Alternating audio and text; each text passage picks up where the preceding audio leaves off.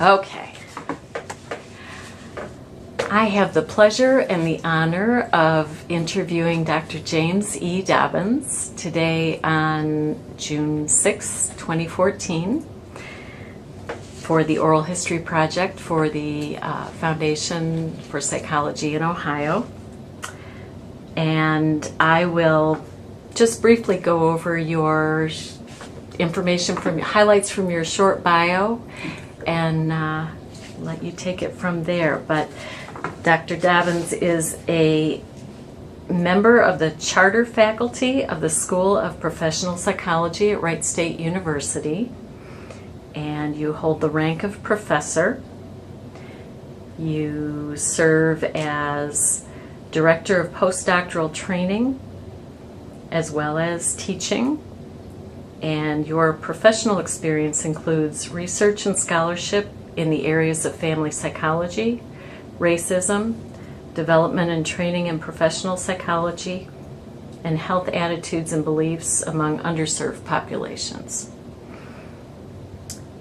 You are a diversity consultant for the Department of Defense and the founding director of the Ellis Human Development Institute, associated with the School of Professional Psychology, and past associate dean for professional affairs and services in the Wright State School of Professional Psychology.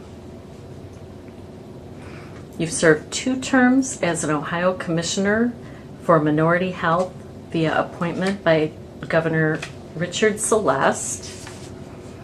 You are the first life member in the Association of Black Psychologists, and you were the charter president of the Dayton chapter. And you also served as the Midwestern Regional Representative for the association, as well as chairing the Black Psychologists National Convention Committee for 4 years, serving as the National Historian for 1 year. The National Council of Schools of Professional Psychology has been your primary professional home for over 20 years. You have coordinated the organization's National Self-Study in 1996 as part of your duties as the chair of the Evaluation and Research Committee. You later completed a 2-year term on the Executive Committee during your tenure as chair of the Ethnic Racial Diversity Committee, and then went on to become president of this prestigious professional organization in 2008, and led a national convention on diversity that produced for that organization a guiding document on diversity education and training in professional psychology, which is referred to as the National Council of Schools of Professional Psychology Diversity Blueprint.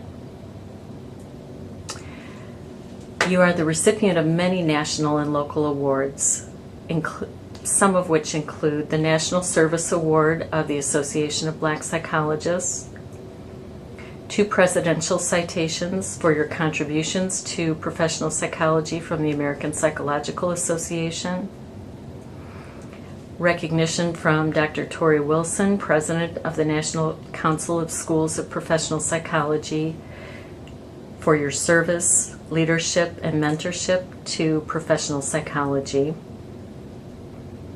And in 2005, the Wright State University Organization of Black Faculty and Staff gave you a leadership award, and more recently you have received the Multicultural Center's Martin Luther King Lifetime Achievement Award.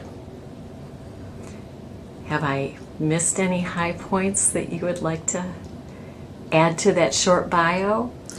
Well, probably from a professional standpoint, those are many of the things that I would say touched on some great memories for me of what this journey has been in psychology.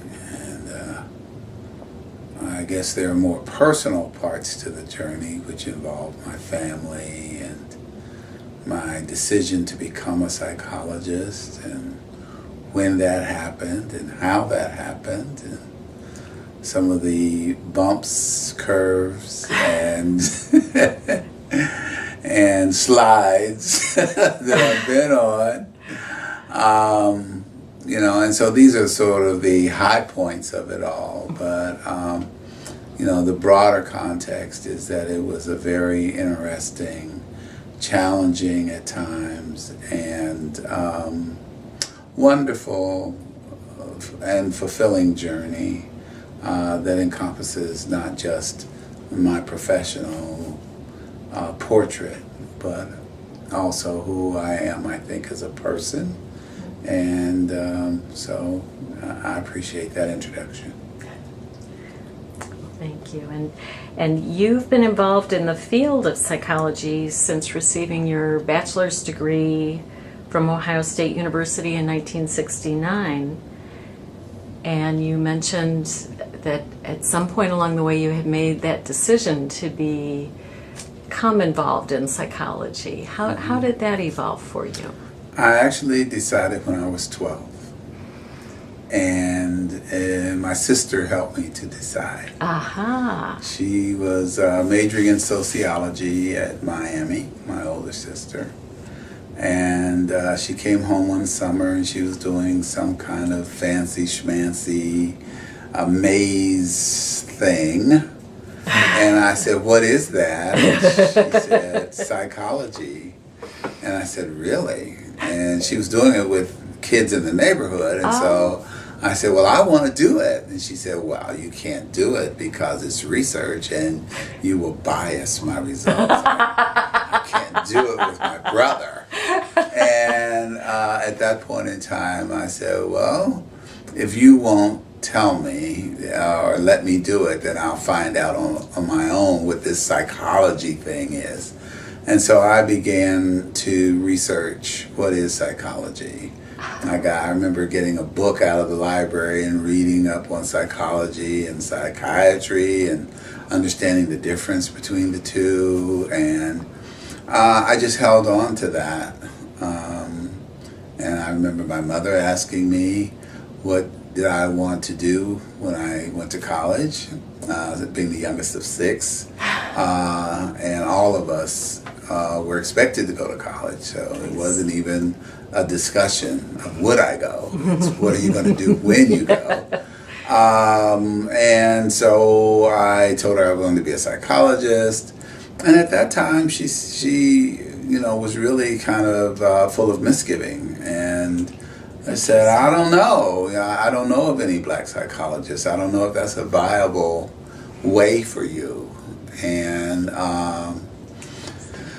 so, being powerful as a parent, I decided not to provoke her, and so I didn't say anything until she asked again in my sophomore year, "What are you going to do?" And I told her I wanted to be a psychologist. And she said, "Well, I don't think I want to waste my money sending you to school, for that." And I couldn't believe my mother would, of course, withhold that from me.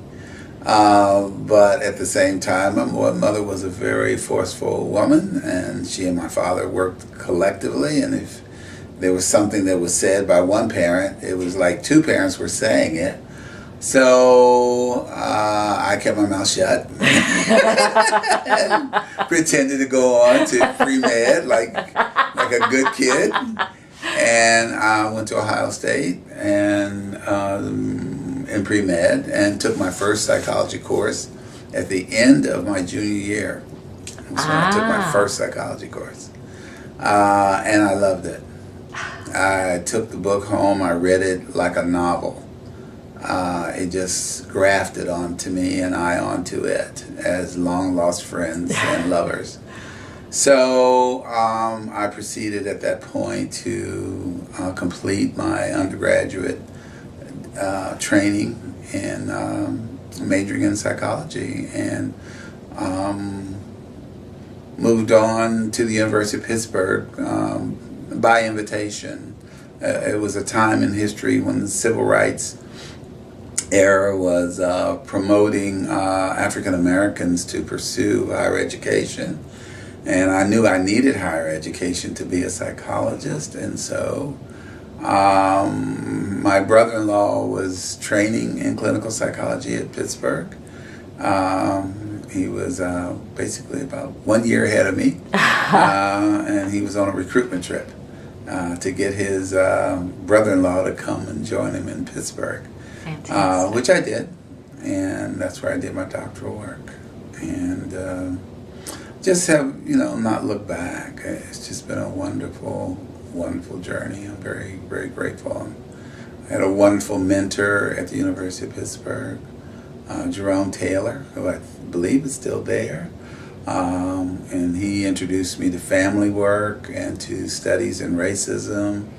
I did both my master's and my dissertation work under him, under his guidance and his mentorship. He's just an awesome scholar and clinician.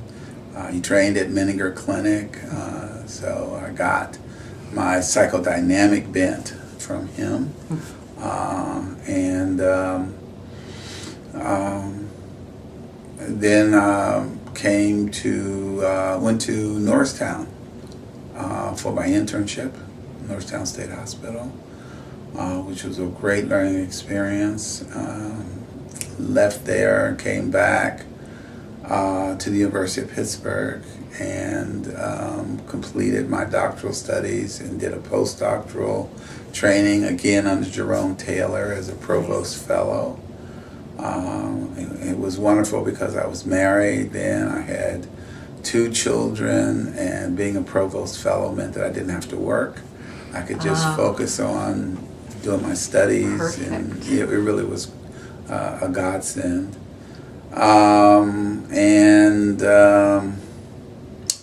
So a friend of mine who was actually in psychobiology at the University of Pittsburgh, he was getting his doctorate in physiological psychology, had come to Wright State in their PhD program. Okay. And he said, Jim, Wright State is starting up this PsyD program, and it would just be perfect for you. And I said, well, I've been looking at PsyDs and kind of wishing in many ways that they had been there when I started graduate school. And, because I really just kind of like the practitioner focus of training.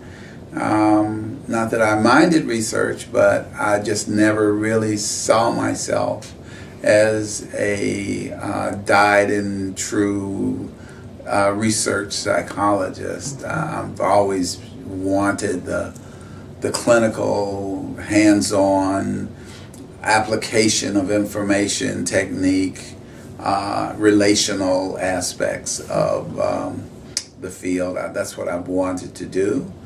And so when he told me that, I said, okay, I'm going to check it out. And so I did. And I was accepted as an assistant professor. And this would have been as the school was forming? Yeah, this was in 1978 when I came. Okay. And it was a big deal for Ohio to have a PsyD program. There weren't that many in the country at the time. Yeah, I think we were about the 5th or 6th school. I just thought the people who I met that were forming this thing were some of the most interesting and forward-thinking, leaning people I had ever run into. Because they were just talking very differently about psychology and training, and they were involved in the political aspects of things, and they were figuring out curriculum and how it's similar or different and from traditional training, and what is this practitioner thing, and how can you learn critical thinking through practice as opposed to critical thinking from research, and so it was just so exciting to be in that kind of an atmosphere and to see these ladies and gentlemen wheeling and dealing at that level. It was so exciting. I felt very fortunate and very intimidated by all of it. Really? I was totally intimidated by all of that. Now, do you think that was just because you were at the beginning of your career, or? I think it was both that, but also being African American and understanding the racial politics of how things go. You know, the school had sort of its foundations in diversity, and so I didn't know if that was just political correctness or if that was a heartfelt commitment, and that had to be tried out. Yes.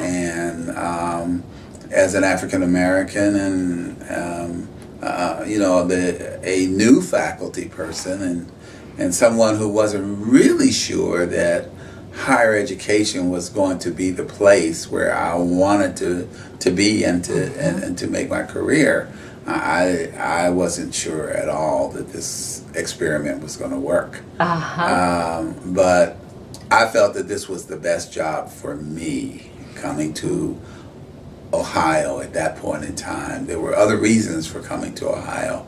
My family had experienced some personal losses, and I just wanted to be closer to family, and we lived in Cincinnati, so coming here was the best job. Between here and Cincinnati, it certainly, I looked at several jobs in the area, but coming to Wright State was the best job for me. Wonderful, and we are very fortunate. I'm a graduate of Wright State School of Professional Psychology, so I say we, to have had you on the faculty, and you continue to be on the faculty. Yeah, until July 31st of this year. Oh my goodness. Yeah. 35 and a half years. So. That is fantastic. Yeah. And so you mentioned that a lot of intrepidation on your mother's part for you entering the field, also for you just entering into this school in terms of, is this just lip service to diversity? Is this real? Can you talk a little bit about your experience in kind of sifting and sorting through that as you were training and as you came to the School of Professional Psychology?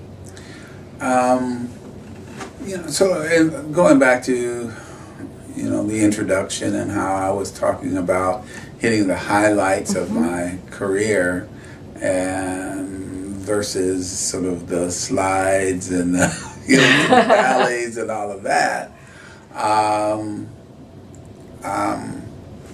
You know, my family has always been a family that believed in being of service to the community, of I guess social responsibility, and later on very much involved with social justice.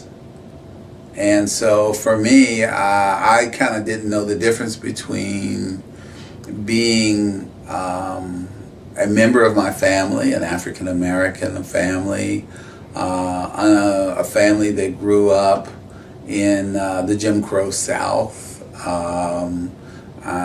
traveling to Alabama and Mississippi and other parts of the South, noticing the difference between how things ran when you crossed the Mason-Dixon line. You know, certainly experienced some racism as even in Ohio and in the North, but just noticing all those things. Yes. And listening to how my parents taught us and talked about what you're supposed to do to take care of yourself and to, at the same time, be a person with character and a person with dignity, and those are such contradictory kinds of principles, you know, that you got to sort through all of that. I remember as a young boy going to the South and going to a drinking fountain and turning around and watching my mother's face have a look on it that I had just never seen in her before. And it was a look of such panic and terror because I had drunk out of the white drinking fountain. And she did not know if there were going to be consequences for that. And she was there in the store, and I mean, when I was in Sears in Cincinnati, Ohio, I drank out of any fountain that I wanted to. But now in Mississippi or Alabama, and those are a different set of rules, and so sorting through some of all those contradictions was a lot. Yes. My father was a waiter on the B&O Railroad. I traveled with him sometimes on his runs in and out of Cincinnati, and got a chance to experience, a side of the good life, shall we say, and to see how that contrasted to what I experienced in the South. When we would travel. And yet there were people in the South who lived well. I had relatives who lived very well, cars and houses and folks going to college and all of that. But segregation was a reality of this country, and understanding again where you fit into that, how I fit into all of that, and where my family fit in that was always a matter of great discussion.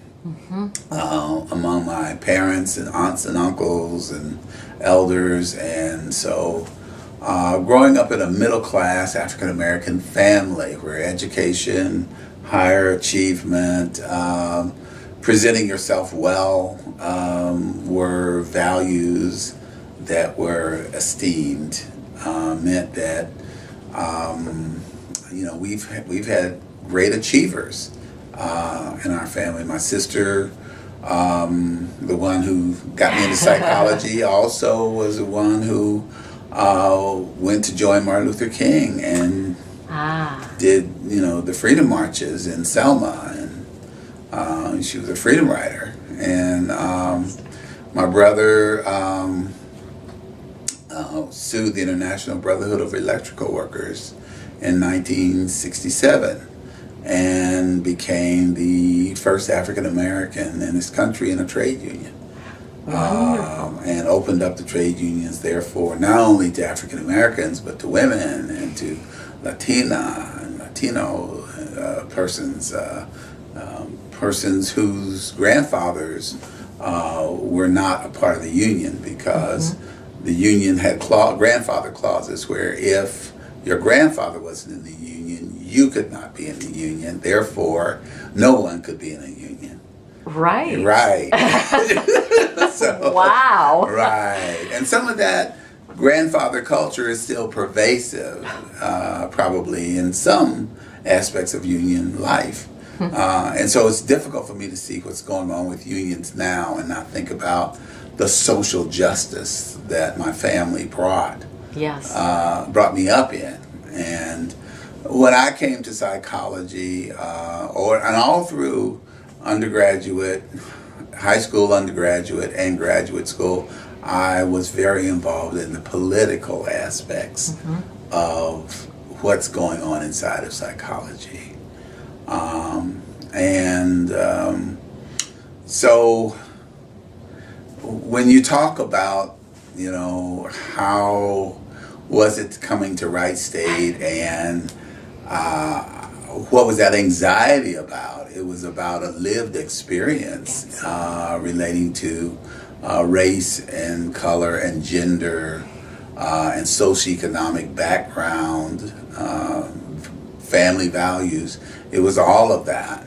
And wondering, is this going to be the experience that we're all dreaming and hoping that it will be? Can we stay true to the course? Can we stay true to the commitment?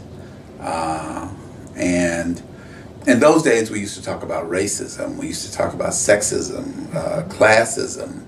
We don't talk about that anymore. We talk about diversity now. It sounds so much nicer. It sounds so doesn't it? much nicer. Right.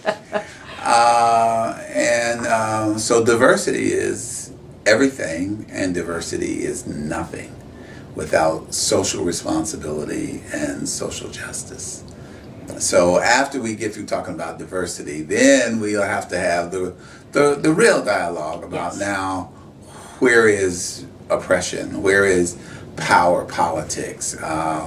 Where is the social construction of our identities? And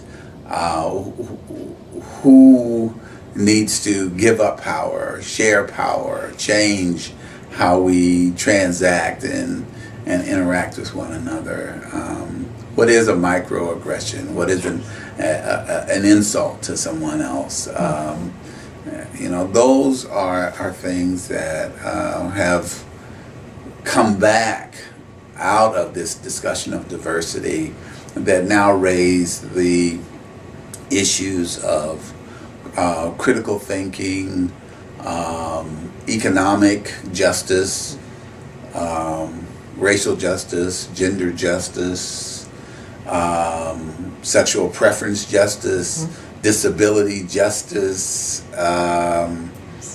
All of that is on the table for us to still figure out who is being oppressed based on the social construction of identity. So I'm just glad that I could be a part of seeing that evolution come and go and then come back again. I'm Yes. very happy about that. Yes. And how has that been for you on two levels, to be a faculty member in a program that is supposed to be sensitive to and aware of and really living these things, and also then seeing such a variety of students coming through the program? And Sure.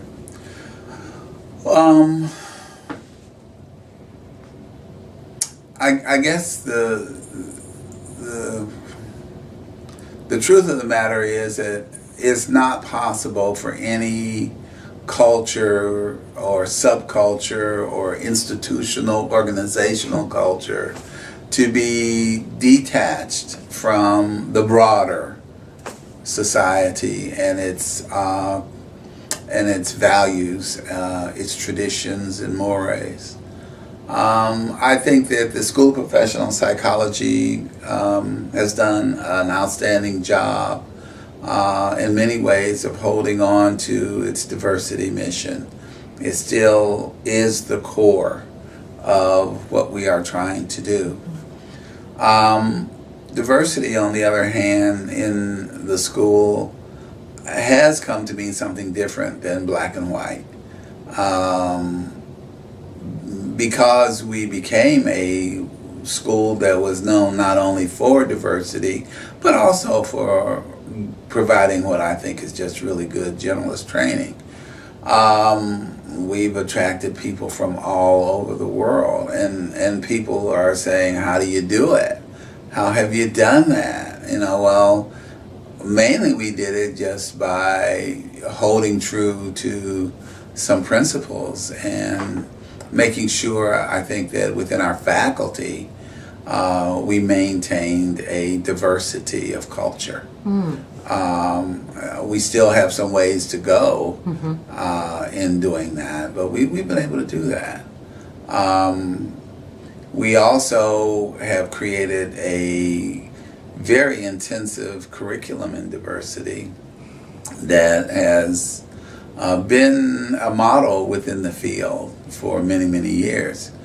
But like all good things, if you don't continue to progress, it will become mundane and it will become passé. So just because we've come up with sort of this way of doing training, I'm looking at students now who are coming in from all over the world who are talking things about things at a much more sophisticated level. Interesting. Much more. I mean, they are coming in with where we used to teach and leave off. So it's like, oh, you mean I've got to continue to, sort of raise the standard here and to educate myself and to push my own levels of comfort and my own learning curve. And so I think most of the diversity faculty, and especially the diversity faculty, or who teach diversity, that is, would say that they've been really pushed and stretched. The last, 5-10 years, we've really been stretched to keep pace, because some students come in with a lot of experience and sophistication about how to talk about diversity. And they want to talk about social justice, and they want to talk about racial justice and gender justice and disability justice, and they want to talk about subjects that we haven't explored yet. So it is so exciting. Oh, that's very exciting. Yeah, it really is. It is. Wow. So it sounds like not only have you been shaping the students' lives, but they... Absolutely. Absolutely. And how wonderful to make it such an alive, growing, changing process. Yeah. Well, for me, actually, I enjoy the process of seeing what I sometimes say is raw material, which is young, energetic, bright, capable, aspiring psychologists in training. I love seeing them transform and become people who maybe are not so confident about what they know and how to do this, to becoming strident, capable, confident professionals who go out here and, like yourself, make a way in the world, and then come back and do interesting things with their talents and skills and interests in psychology. I get so excited about that, and to think that I got to be a part of any of that is just it's icing on the cake for me. So the students really are what it's all about, and I'm so grateful, and I feel the same way about our clients. I'm just so grateful for what you all teach me. I am absolutely grateful for that, and I'm a willing learner. I remain open to being teachable. And so you've been very involved with the Association of Black Psychologists also. Yes. And has that been prior to your graduate training or after? It began actually when I was in undergraduate school.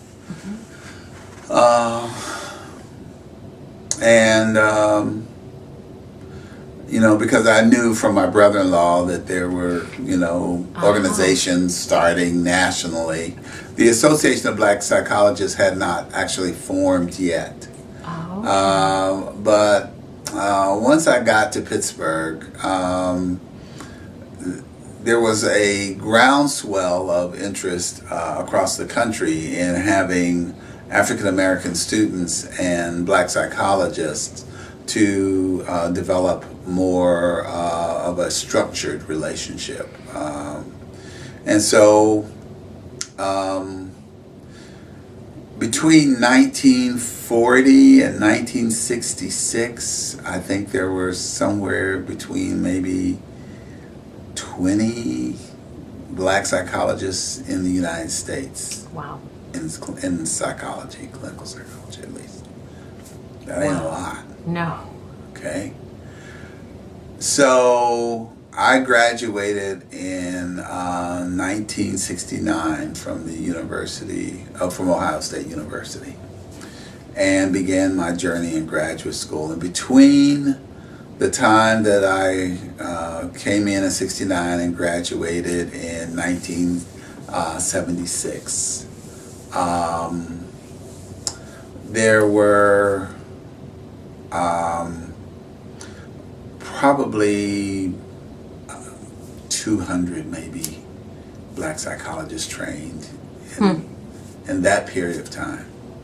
So it just shows you what the civil Yes. rights era did Yes. to create a significant presence of psychologists of color, because for the most part, other ethnic groups were not a part of that equation. It was psychology was, for the most part, a black-white,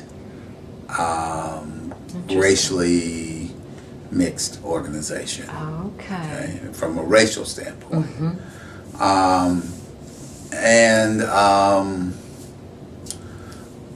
So we began to actually form what was called the Black Students Psychological Association, that had its first national conference in 1971, which was on the campus of the Atlanta University complex.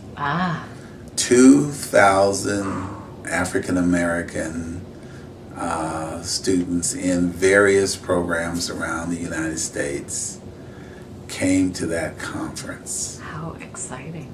It was unbelievable. We had no real agenda other than to get there. Yeah. And just getting there was the power of it. And it was so amazing to get there and to see somebody you went to high school with. You're in psychology too? Oh my gosh. Nice. Oh, it was phenomenal. And I'm really proud of, give a plug for my high school, Walnut Hills High School in Cincinnati, because I know Walnut Hills produced at least eight African American psychologists that were in graduate school at the same time I was. Wow. It was Wow. like, well, how did that happen? And how did we not know that we were all, into this thing like this? People have done just some really, really great work in psychology. Curtis Banks, and he studied with Zimbardo. And they did the prison simulation studies, Banks, Zimbardo. Zimbardo Banks, I can't remember which way it goes. Kathy Horde, who's still at the University of Cincinnati, teaching in their clinical psychology program. We all went to the same high school, and two or three others who actually went through Wright State's program. Chris Allen, I don't know if you were there when she went through the program. But anyway, it was just wonderful to go to that conference and connect. Yes. And these relationships have sustained us through all of our careers. It's just been a wonderful thing to have. Now, from that organization, the ranks of the Association of Black Psychologists was very small. Okay. There were 2,000 students, but there were only 8 black psychologists who had finished their doctorates and were forming the Association of Black Psychologists.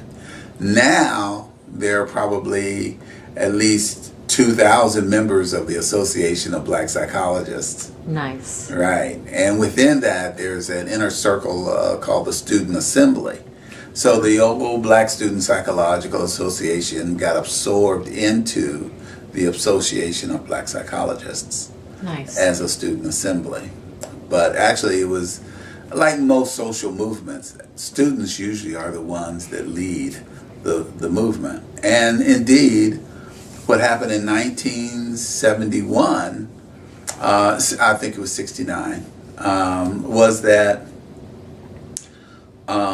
Phil Raphael, Gary Simpkins, and a couple of other black students in psychology in graduate schools were at APA. And the General Assembly of APA was going on, and they walked up onto the stage and took the microphone out of George Albee's hand, who was the president of APA at the time, and said, "This has to stop. APA has got to begin to train people of color, because there are people of color in this country who are suffering and who need psychological care and welfare in a way that is not being provided now. That's documented in the American Psychologist 1971. If anyone wants to go back and read that history, it is documented within the Journal of the American Psychologist. And from that, the American Psychological Association gave seed money to the Black Student Psychological Association. Okay. And so that's how we were able to begin then to have conferences and to develop Black psychology as a legitimate area of study within broader psychology. APA, then sort of launched the Black Student Psychological Association. I wouldn't say launched, but it detached financially. It gave us that seed money and then detached. And I think that was a good thing to do. Okay. Because self-identity is a very important thing. And so we have always been grateful for that support and that help. And felt it was perhaps even deserved. But the goal and the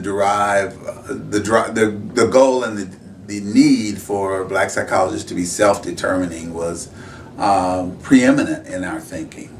And so for many years there was a great gulf between APA and the Association of Black Psychologists after that period. Oh, that's interesting. And I think that's because, again, as a young organization, we were always afraid of being engulfed by the guild and not being able to self-define and self-determine. Okay. At this point, that has slowly eroded, and Association of Black Psychologists has certainly affiliated with APA, and likewise APA, mainly through Dick Swin, reached across and connected with Association of Black Psychology. And so I see that moving in a much more collaborative way.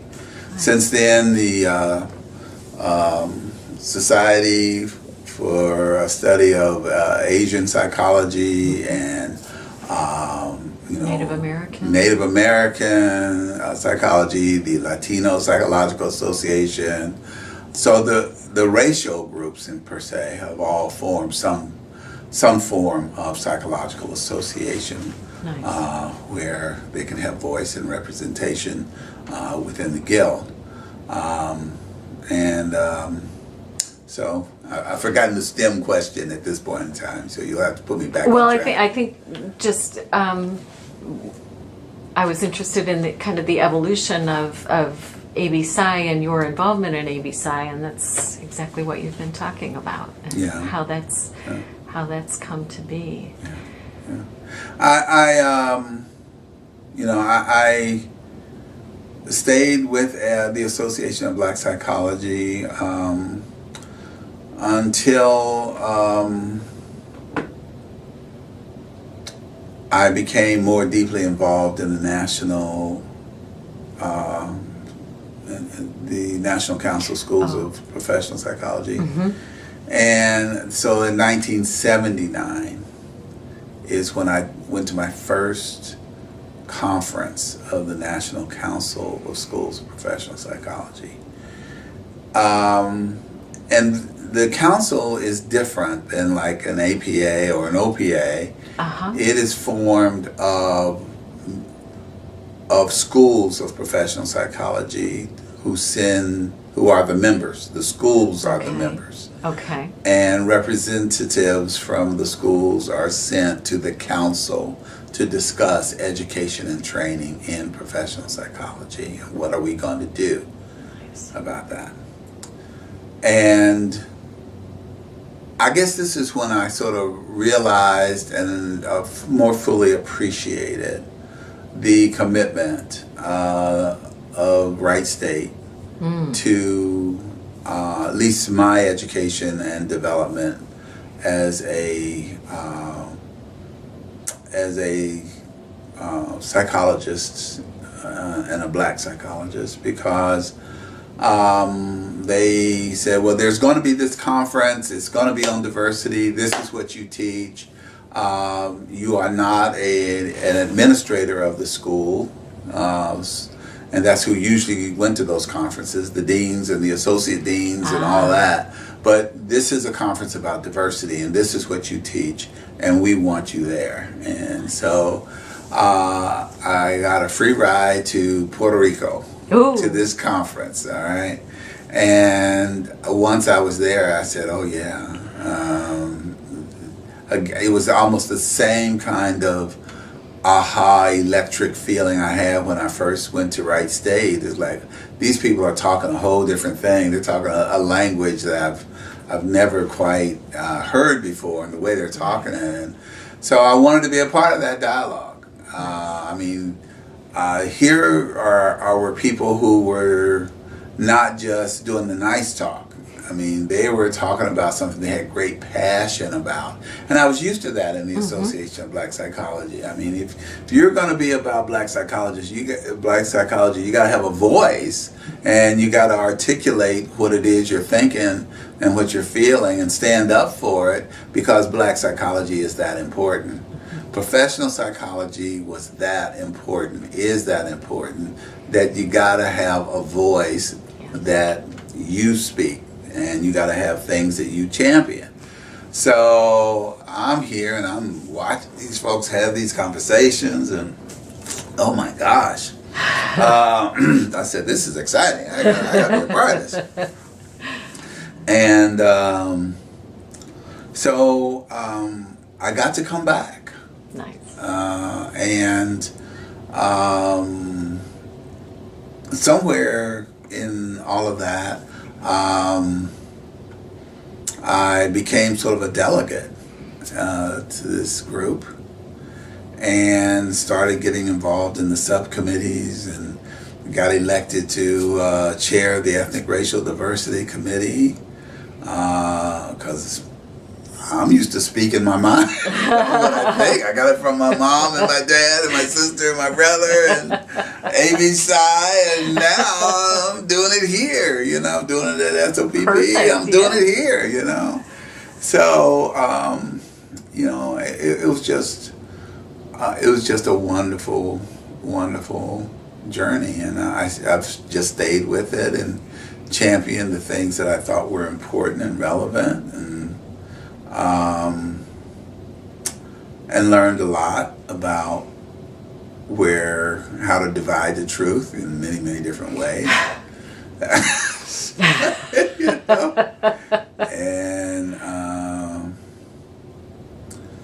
And so I wanted to provide some leadership in that organization that could guide how we teach diversity. And so I had run for president a couple of times and had not been successful. And then I decided to run a third time, and I was successful. And I got to do a conference then, which took place in Austin, Texas in 2008, and to form the diversity blueprint that you talked about. And it was just, man, it was a great thing. That was fantastic. I loved that. I loved to take into some degree some of the things that we had done at Wright State, and sort of shared them with the rest of the training community. But also, and probably more importantly, it really wasn't the Wright State University show. It was that I tried to draw support from every element of organized psychology that I could. I tried to bring all of the disparate and diverse elements of the psychology community to that conference. And so that conference was supported by the Board of Education, an APA, the the Board of Professional Practice of APA, the Board of Public Interest Directorate, Nice. not boards, but directorates, Education Directorate, Practice Directorate, Public Interest Directorate. All three of them supported that conference financially. APIC was there, ASPPB was there, professional psychology boards folk were there, other training councils were there. It was just great. And all of those organizations had a forum in that conference to talk about how they thought diversity training ought to be happening and how to manage the pipeline of diversity, not just black, white, but full diversity. Wonderful. Multicultural diversity. And so it was great. Wow. It was great. Wow. Yeah. And so it sounds like that's a blueprint that continues. It is on the webpage. You can find it on the webpage for the National Council of Schools of Professional Psychology. It is the guiding document for how to train professional psychologists in diversity, for how we should be organizing ourselves to do the training. Doesn't tell you what to train, but this is how we ought to organize ourselves so that we can ensure that the diversity training occurs, and it occurs in a way that is significant and relevant, and there for the public good as well as the good of the students and the good of psychology. That is fantastic. I love it. Yes. I love it. I really do. And so now you're looking at part of your psychology home as being behind you in retirement soon. Yeah, this is part of our private practice. And now will you continue in practice once you've retired from? Okay. I will. Okay. I will. This will likely become much more my home and my digs. Okay.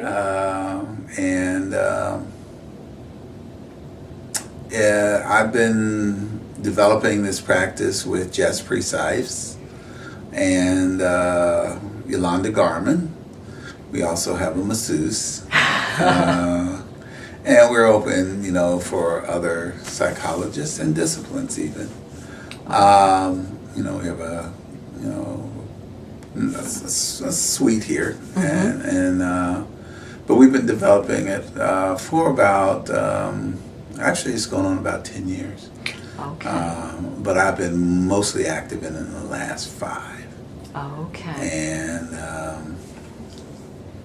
so this is where I'll be, and I'm going to consult, continue to do consulting. I do some consulting for Portsmouth Navy Medical Center, and also have done consulting for the Air Force, national conferences with the Air Force on diversity. Wonderful. And I continue to be interested in family psychology, and so I do consulting for schools and for agencies that want diversity training or family-oriented kinds of training. I probably will write some. I've done a fair amount of writing.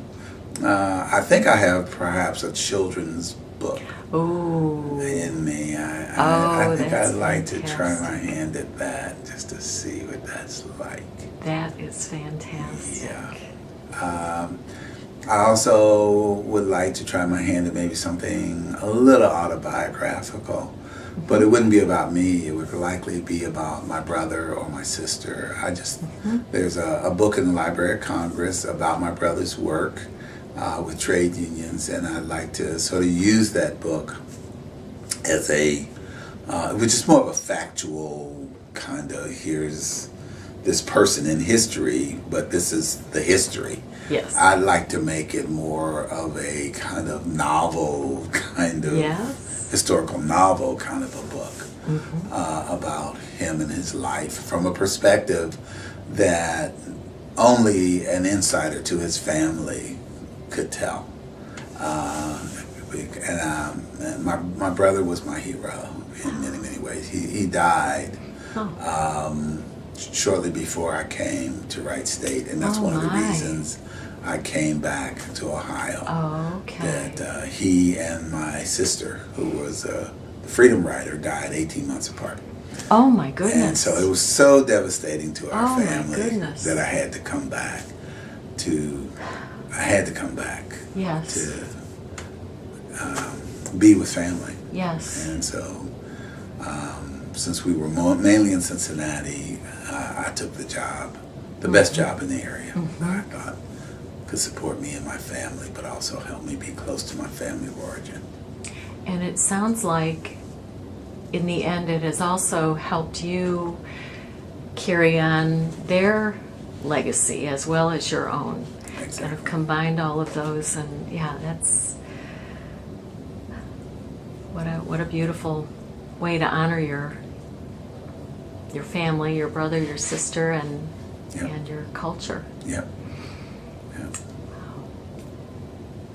Well, this has been very inspiring and exciting, and I think I said to you before we started the camera that looking through your Vita was very intimidating, even though I had known you as a faculty member, and there's nothing intimidating about you. You're wonderful, you're warm, you're I did all that stuff one day at a time, and many times it was like, why am I doing this? But it just seemed like the forces that are around me were compelling me to do my best to do the next right thing for the next right reason. Yes. And you've touched many lives, and one of the things that we didn't talk much about was just a lot of the work that you've done with, you mentioned briefly agencies, but focusing on foster care and those kinds of things, and those are lives that not many people speak up for and about. Well, I think I'm a family advocate and a child advocate.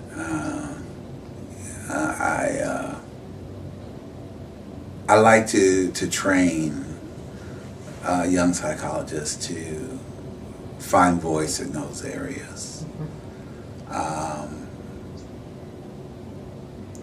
Because when we're doing work as therapists and we see the potential for a child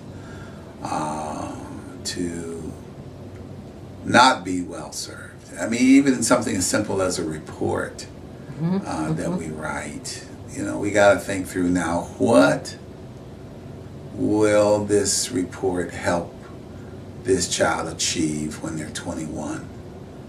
Not just when they're 5 or 4, but what are the long-term implications of what I'm about to say here? And am I saying or making the decisions that are really going to maximize their possibilities, at least through the early stages of their adulthood, to give them a chance? And so students kind of appreciate learning to think in those ways. And it gives them a courage and a voice that otherwise they might not put into a report. Yes. Because they're just sort of covering what needs to be done, maybe to make sure that the supervisor says okay. Yeah. But it's got to be more than that. Absolutely. It's got to be more than that. It's about lives. Yeah. Well, I've enjoyed this very much, and I thank you for thinking about me. Absolutely. And giving me the opportunity to participate in this wonderful project. Thank you. Thank you very much. All right.